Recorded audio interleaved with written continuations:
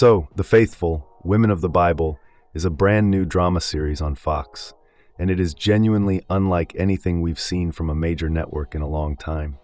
The show takes stories straight from the book of Genesis and retells them. But here's the twist, entirely through the eyes of the women. And not just any women.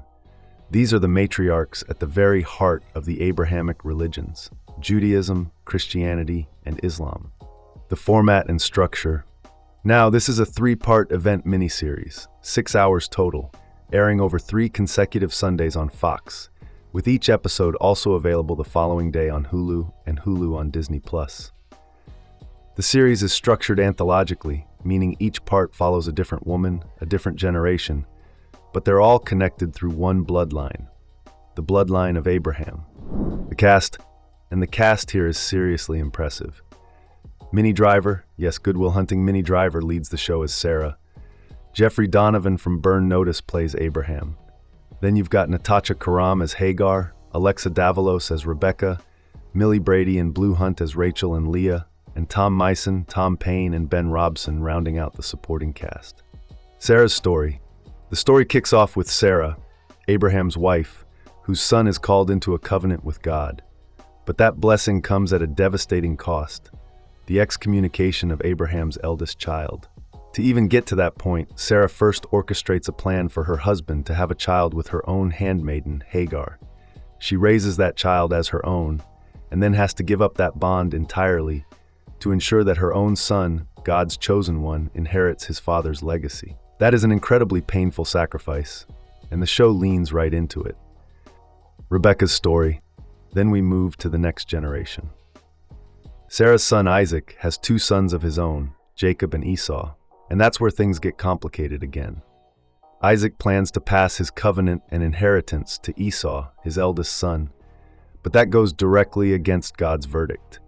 And so his wife Rebekah is the one who has to step in and make the hard calls from behind the scenes, steering the future of the family when her husband won't.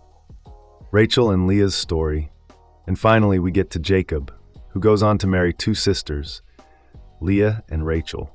And yes, both women are deeply in love with the same man.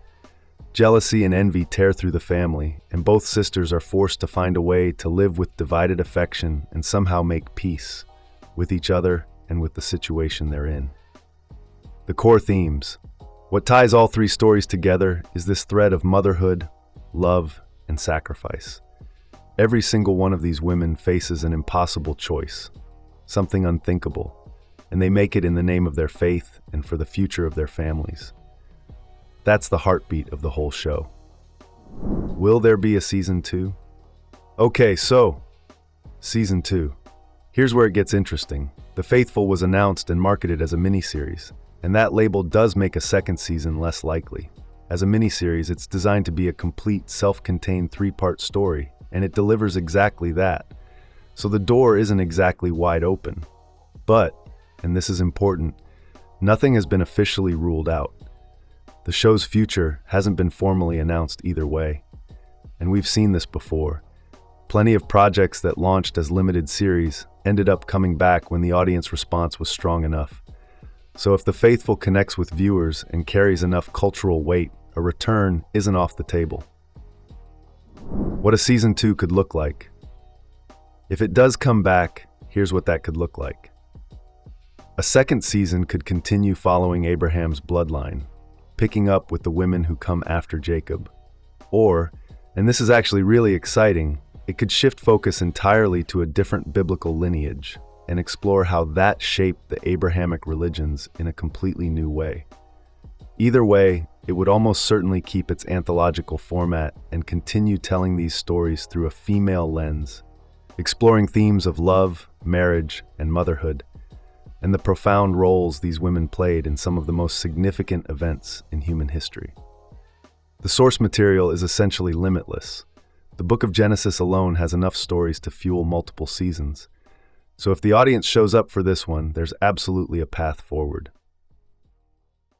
Thanks for watching. If you found this helpful, make sure to like and subscribe for more.